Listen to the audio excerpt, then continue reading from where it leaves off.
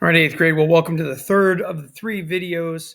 I'm putting our treads onto our chassis and our wheel setup assembly.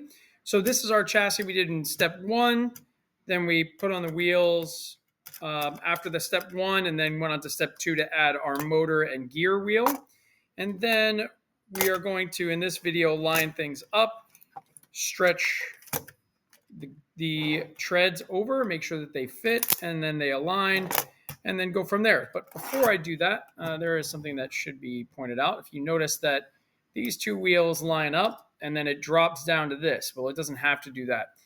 You will be just unscrewing this screw. As you can see, I don't really have it screwed into place, and loosening up the motor bracket so that you can rotate this gear inside of it. And when you rotate, you're going to actually see it get closer to the other wheel,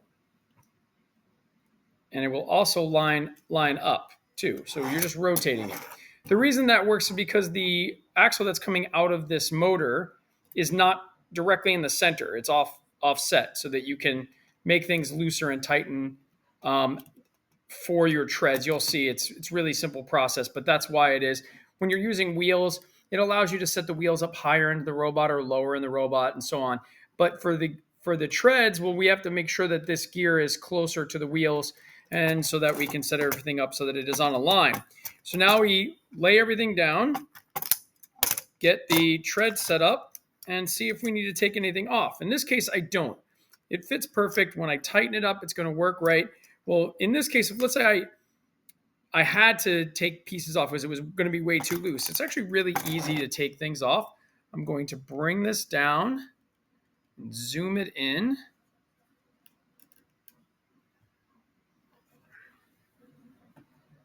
Okay, and if you take a look, just straighten that out for you. In this setup, for every single one of these treads, it kind of goes in and out. So what you're going to need is you're going to need this screwdriver right here. Make sure that there is a flat head sticking out of it. If there isn't, just come and get me and I'll show you how to change it out.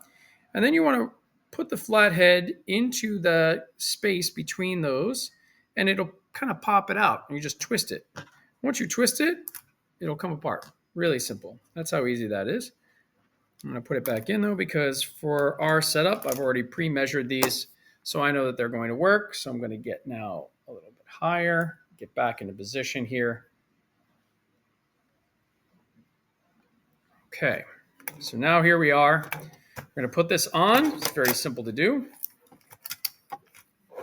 We just have to rotate these. There's like little holes on one side, knobs on the other, and just angle them in until they snap in. Not always easy, but there you go. All right, so now we've got it snapped in, but there's just too much slack on this. And we're going to go back to this rotation of this motor. So now when I rotate it, you'll see the treads start to get tighter. The actual motor rotated away from those wheels. So it started out here, then I rotated and it got further out. So it tightened up the treads. And now I have a nice tight tread assembly.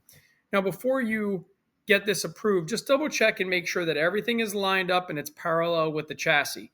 If it isn't, we have to just adjust the motor. And once the motor is adjusted, you're going to be good to go. We'll add some electricals on it, and then you'll probably be running within 5 minutes.